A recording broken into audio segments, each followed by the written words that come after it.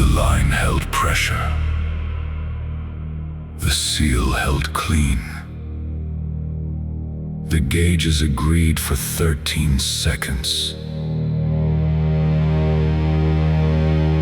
Then Vesper asked why the stars were green.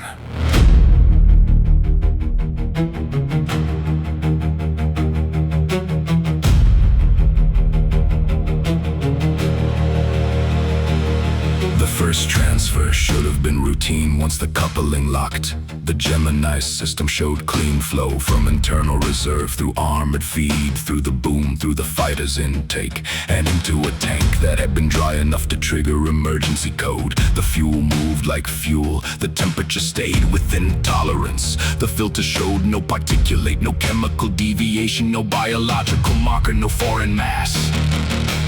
Vesper ship accepted the load. His engine priming sequence resumed. His reactor stopped choking on vacuum and silence. For 13 seconds, the operation looked correct enough to bury every instinct telling me to halt it.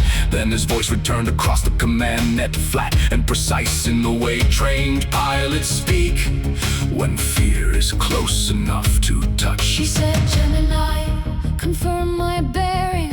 I gave him numbers clean and true. He said, your tanker is behind me, but our boom was locked straight through. The first transfer opened the door, not with fire, not with war. It came through pressure, cold and clean, through measured flow and a stable screen. He drank the fuel and saw the wrong sky, saw two horizons passing by. We gave him life through the armored vein, and something answered in his brain.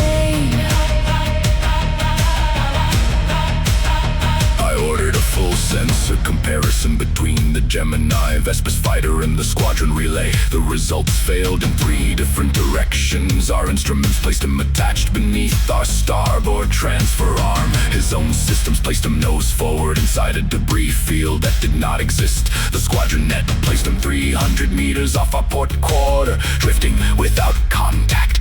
He remained connected. I could see his hull through the observation feed. I could see the frost along his intake valve. I could see the faint tremor of his stabilizers fighting a command input his hands had not given, but his pilot camera, patched briefly through emergency channel, showed something else. Not debris, not stars. A flat black sea with lights moving under it like ships beneath the ice. I told him, hold your breathing. I told him, read back your name. He gave me rank and serial, then gave them twice again. The second voice was softer, the second voice was wrong. It sang beneath his answer like it had waited long. The first transfer opened the door, not with fire, not with war. It came through pressure, cold and clean, through measured flow and a stable screen. He drank the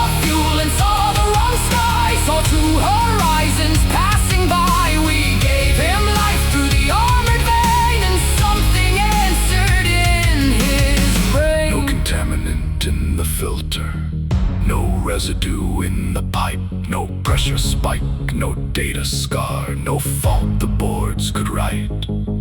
But Vesper saw a second cockpit. Vesper saw another hand.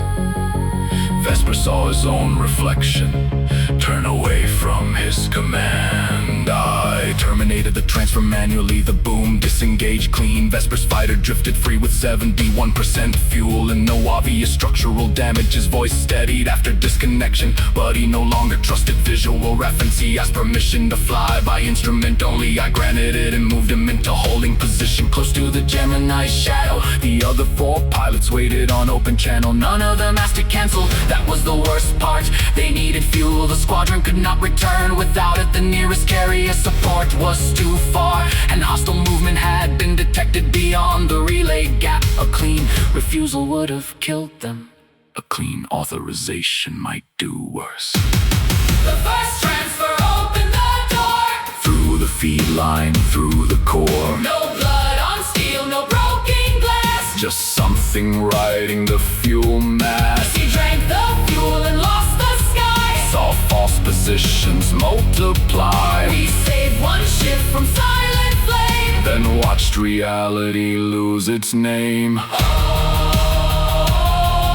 I ordered second transfer under restriction. Reduced flow, hard monitoring, medical channel open.